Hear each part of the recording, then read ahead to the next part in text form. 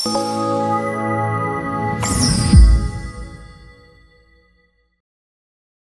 పెద్ద మనిషి కారుమూరి వాళ్ళ కార్యకర్తల మీద ఏదో దాడులు చేసినట్టు, బూతులు తిట్టినట్టు, ఉన్నవి లేనట్టు, లేనివి ఉన్నట్టు చెబుతూ ముసలి కన్నీరు కారుస్తున్నాడు. ఈరోజు అధికారంలో ఉండి అధికార మదంతో ఆ రోజు తెలుగుదేశం పార్టీ కార్యకర్తలని, నాయకుల్ని ఏ విధంగా ఇబ్బందులు పెట్టావు, ఎన్ని కేసులు పెట్టావు అనేది ఒకసారి గుర్తు చేసుకుంటే మంచిది. ఈరోజు నువ్వు ఏదో గొప్పోళ్ళలాగా వచ్చి పత్తిత్తులాగా కబుర్లు చెప్తున్నావు.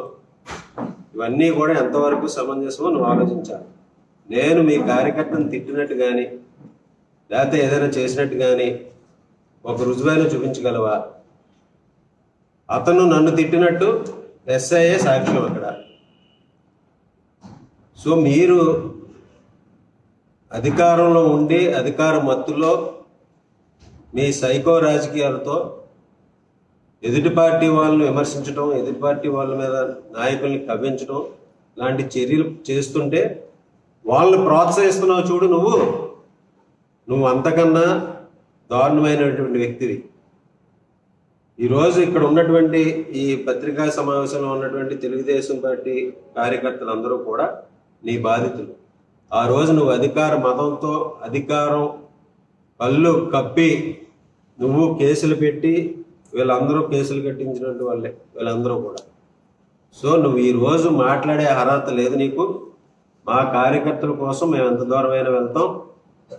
అదేవిధంగా మమ్మల్ని కించపరిచి మమ్మల్ని కవిస్తే దాన్ని కూడా ఎంత దూరం వెళ్ళైనా సరే అడ్డుకుంటాం. అందులో ఎటువంటి సందేహం లేదు. మీరు ఇంకా అధికారంలో ఉన్నామని చెప్పి మీ కవింపు చర్యలు చేస్తూ ఉంటే మేము చూస్తూ ఊరుకోం. తప్పనిసరిగా దానికి ప్రతిస్పందన ఉంటుంది. ఈరోజు మేము ఏ తప్పు చేయలేదు, తప్పు చెయ్యం. అలాగని అనవసరంగా మమ్మల్ని రెచ్చగొట్టి లేకపోతే మమ్మల్ని ఏదో కవింపి చేస్తే మేము చూస్తూ మాత్రం ఊరుకోం. వీళ్ళందరి మాటల్లో కూడా విను.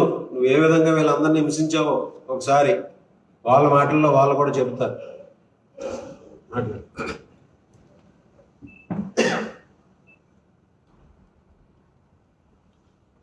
నమస్కారం అండి మీడియా మిత్రులందరికీ. చాలా రోజుల తర్వాత ఈ రోజున మేము మీడియా ముందు రావడం జరిగింది. ముందుగా గురువెంజ కింద తన కింద ఉన్న నలుపు తను చూసుకోదన్నట్టు ఈరోజు ఇక్కడ ఉన్నటువంటి మాజీ మంత్రి గారు ఏమనుకుంటున్నారంటే ఆయన బిహేవ్ చేసినట్టు, ఆయన అధికారంలో ఉన్నప్పుడు ఏ విధంగా బిహేవ్ చేశాడో ఆ విధంగానే ఆ మసిని ఇప్పుడున్నటువంటి ప్రస్తుత ఎమ్మెల్యే గారికి అంటించాలనే పనిలో ఆయన ఉన్నాడండి.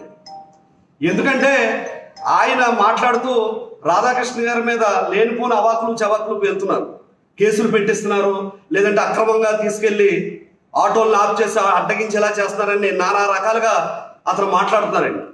ఎందుకంటే కేసులు పెట్టించడంలో అతనికి వెన్నతో పెట్టిన విద్య అండి.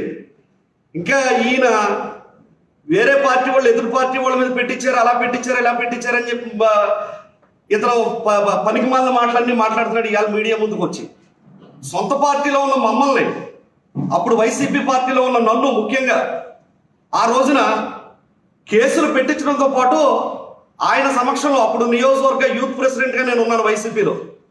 ఆ రోజున వేల్పూర్లో జరుగుతున్నటువంటి మీటింగ్కి హాజరై నన్ను ఎందుకు పిలవలేదు ఈ మీటింగ్కి అని అడిగిన కారణానికి నన్ను అప్పుడు విధుల్లో ఉన్నటువంటి సీఏ గారితో బూటుకాలతో తన్నించినటువంటి ఘనత ఇప్పుడు అవాకులు చెవాకులు పేరుతున్న మాజీ మంత్రిది కాదా అని నేను అడుగుతున్నాను. ఆ రోజు నువ్వు నన్ను బూటుకాలతో తన్నించలేదా? చూడండి వీడియో, నీకులా నేను ఇలాగ ఫోన్ తీసి చూపించక్కర్లేదు. ఇప్పటికి మన ఫేస్బుక్లో గట్టా ఎక్కడైనా చూసినా 4 లక్షల 5 లక్షల మంది చూశారు వ్యూస్. అది నన్ను ఈడ్చుకుంటా నేను ఇక్కడ ఈ పత్రికా ముఖంగా మాట్లాడొచ్చో మాట్లాడకూడదో ఆ లాంగ్వేజ్ నాకు తెలియదు. ఆ లంజా కొడుకుని బయటికి లాక్కెళ్ళండి అని నన్ను సియ్యతో బూటుకాలతో తన్నించి నన్ను బయటకు ఈడ్చిన ఘనత ఆయనది. ఇదంతా రికార్డెడ్. ఇవాళ నేను కొత్తగా వచ్చి ఇక్కడ నేనేం మీకు చెప్పక్కలేదు, మీకు అందరికీ తెలుసున్నదే ఇది. అదేవిధంగా కోవిడ్ టైంలో ఏదైతే మేము గ్రామాల్లో కానీ నియోజకవర్గంలో కానీ మా అంతటా మేము సహాయ సహకారాలు చేసుకుంటూ వెళ్తున్నామని, ఎందుకంటే ఏది చేసినా ఆయనే చెయ్యాలి. పక్కనున్న నాయకుడు ఎవరో ఎదగడం ఆయనకి ఇష్టం ఉండదు. మేము ఆ విధంగా చేసుకుంటూ వెళ్తున్నామని. కోవిడ్ టైంలో డిఎస్పీ ఎంక్వైరీ కూడా లేదండి. ఆ టైంలో రికార్డెడ్ వెళ్ళి చెక్ చేసుకోమని చెప్తున్నారు. ప్రతిదీని రికార్డెడ్గా చెప్తున్నా. ఏది కూడా ఎంక్వైరీ లేదు. నా మీద 2 ఫాల్స్ అట్రాసిటీ కేసులు కట్టించారు. సమన్లు వస్తే నాకు తెలుస్తాయి నా మీద కేసులు కట్టినట్టు. సమన్లు లేవు. కోవిడ్ టైం అవడం వల్ల ఎవరికి ఏమీ తెలియదు. అప్పుడున్న ఎస్ఐల ప్రోద్బలంతో ఈయన తీసుకొచ్చిన ఎస్ఐలే కాబట్టి వాళ్ళతో నా మీద ఎఫ్ఐఆర్లు వేయించి లోపల పెట్టేసి, ఒక రోజున తేతల గ్రామంలో మీటింగ్ జరుగుతుంటే ఒక ఎస్సీ సోదరుడితో గొడవ జరిగితే ఇతనే ఆ సోదరుడి మీదకి నన్ను ఉసుగొలిపి, నన్ను గొడవ పడమని ఉసుగొలిపి, గొడవ జరిగాక మళ్ళీ నన్ను ఏదో విధంగా అడ్డు తొలగించుకోవాలనే ఉద్దేశంలో మమ్మల్ని వెళ్ళి కేసు ఎట్టేమని, మళ్ళీ అలాగే ఆ ఎస్సీ సోదరుడిని కూడా నైట్ 9 గంటలకి ఈయన ఆధ్వర్యంలో తీసుకెళ్లి ఆయన తలపగల కొట్టి, ఈయన ఆధ్వర్యంలో ఇప్పుడున్న మాజీ మంత్రి గారి ఆధ్వర్యంలో ఇప్పుడు ఆయన పక్క నుండి సొల్లు కబుర్లు చెప్తున్న నాయకులు తీసుకెళ్లి అక్కడ తేటలో ఉన్నటువంటి ఒక ప్రాంతానికి తీసుకెళ్లి బుర్ర పగల కొట్టి నైట్ నా మీద ఎమ్మెల్సీ కట్టి తెల్లారేసరికి నన్ను రిమాండ్కి పంపిన ఘనత ఇప్పుడున్న మాజీ మంత్రి గారిది కాదండి. ఇవన్నీ మీరు చేశారా? అదేవిధంగా మే 12వ తారీఖు నేను ఎప్పుడైతే వైసీపీలో ఆయన చేష్టలకి అట్టుడికి నేను ఇక్కడ ఉన్నటువంటి జిల్లా అధ్యక్షుల వారికి, అలాగే అప్పుడు పార్టీలో ఉన్నటువంటి సుబ్బారెడ్డి గారికి, విజయసాయి రెడ్డి గారికి వెళ్ళి కంప్లైంట్ ఇస్తే, ఈ కంప్లైంట్ ఇచ్చేదనే కోపంతో నన్ను పార్టీ విధి విధానాలకు అన్నిటికీ దూరం చేస్తే, నేను తర్వాత టీడీపీ పార్టీలో జాయిన్ అయితే మే 12వ తారీఖున మన 23 మే చంద్రబాబు నాయుడు గారు మన ప్రాంతానికి మే 12న మన రైతు పాదయాత్ర చేస్తే, ఆ పాదయాత్ర 12వ తారీఖున జరిగితే 9వ తారీఖున నాకు కౌరం పేరు పెద్ద మనిషి ద్వారా రేపొద్దున స్టేజ్ మీద ఏదైనా వాగుతాడేమో, వాగొద్దానండి, వాగితే పరిణామాలు చాలా తీవ్రంగా ఉంటాయి. మేము ఒక పార్టీకి కట్టుబడి పనిచేస్తున్నాం.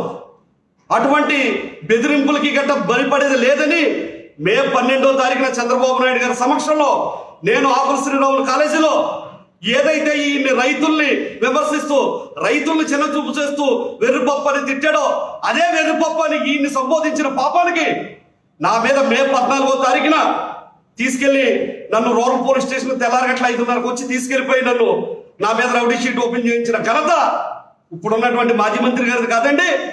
ఇదంతా నేను మాట్లాడింది ప్రతిదీ కూడా రూరల్ పోలీస్ స్టేషన్లో రికార్డెడ్గా ఉంటుంది. వెళ్ళి చూసుకోమనండి.